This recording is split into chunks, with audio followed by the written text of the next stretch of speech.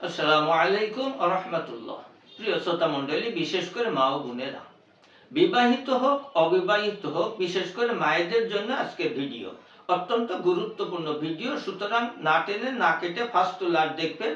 যাদের চুল পড়ে যাচ্ছে, যাদের মাথায় প্রচুর উকুন রয়েছে, খুশকি রয়েছে, কোনো মতেই এটা দূর করতে পারছেন না, ঘরোয়া অত্যন্ত কার্যকরী একটা রেমেডি দিব আজকে এই ভিডিওর মাধ্যমে আপনাদেরকে।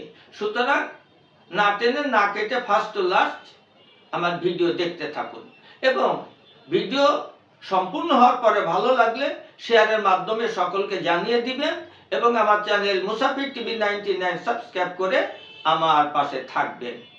চলুন, আমরা যে চাউল ধুই, মা বোনেরা যারা চাউল ধোন, কমপক্ষে 10 মিনিট চাউলটা পানির মধ্যে ভিজিয়ে রাখবেন।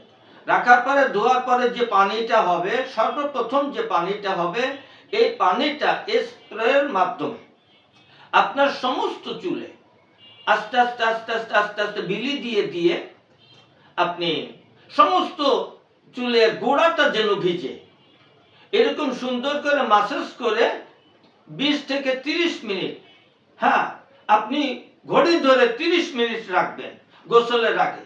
এরপরে আপনি গোসল করে ফেলবেন। সপ্তাহে কমের পক্ষে 3 দিন, সবচেয়ে উত্তম হয় একদিন পর একদিন।